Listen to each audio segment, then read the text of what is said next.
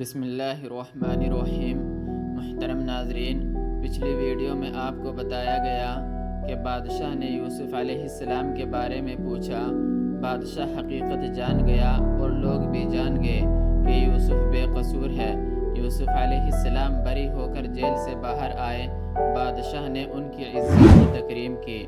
محترم ناظرین، یوسف علیہ السلام جانتے تھے کہ لوگوں میں دیانت داری بہت کم رہ گئی ہے۔ یوسف علیہ السلام جانتے تھے کہ لوگوں میں خیانت بہت زیادہ ہو گئی ہے۔ یوسف علیہ السلام دیکھ رہے تھے کہ لوگ اللہ کے اموال میں خیانت کر رہے ہیں۔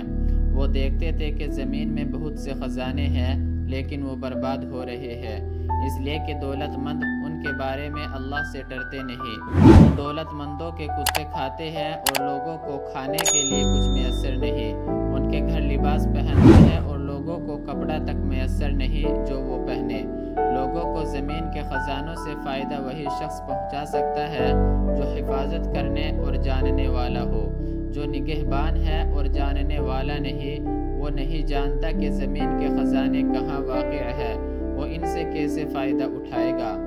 جو جاننے والا ہے اور محافظ نہیں، وہ ان سے کھائے گا اور ان میں خیانت کرے گا۔ یوسف علیہ السلام حفاظت کرنے والے اور جاننے والے تھے۔ یوسف علیہ السلام یہ نہیں چاہتے تھے کہ دولت مندوں کو یوں ہی چھوڑ دے کہ وہ لوگوں کے مال ہڑپ کرتے پھرے۔ یوسف علیہ السلام یہ برداشت نہیں کر سکتے تھے کہ وہ لوگوں کو اس حالت میں دیکھے کہ وہ بھوکے رہتے ہیں اور مر رہے ہیں۔